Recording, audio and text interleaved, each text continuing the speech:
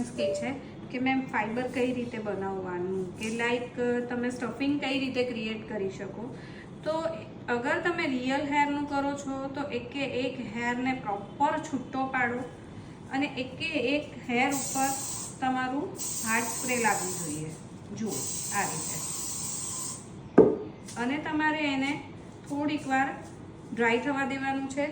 Same thing તમે artificial hair લો છો તો પણ તમારે એમ જ કરવાનું છે. આવી રીતે ન હોવું જોઈએ. એકે એક હેર તમારો સેપરેટ થયેલો હોવો જોઈએ અને સ્પ્રે પ્રોપર કરવાનું છે.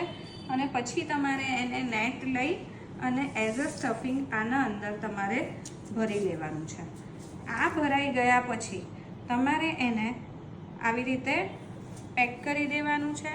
અને હવે તમારે જે તમારે શેપ લેવો હોય એ શેપ તમે એને આપી શકો છો. આ જ રીતે તમે નાનું બન, મોટું બન, પછી લાંબુ બન છે, લો બનનું બન છે, કે પછી તમે બનાના બન છે, આ બધા જ બન આ જ રીતે તમે સ્ટફિંગને બનાવી શકો છો અને ફાઈબર ક્રિએટ કરી શકો છો. ખાલી ફાઈબર નાખવું હોય તો આ વસ્તુ રેડી છે. તમે આને આમ કરી અને આગળ ગમે તે જગ્યાએ ફિક્સ કરી શકો છો. અને નાનકડું એવું બન બનાવવું છે તો આ નાનકડું એવું બન પણ તમારી જાતે તમે ઘરે જ બનાવી શકો છો. અને રેડીમેડ હોય એવું તમે ફિનિશિંગ લઈ આવી શકો છો. જોઈ લો, આ આપણું મોટું બન છે અને આ નાનું બન છે. એકદમ સોફ્ટ અને એકદમ સ્મૂથ.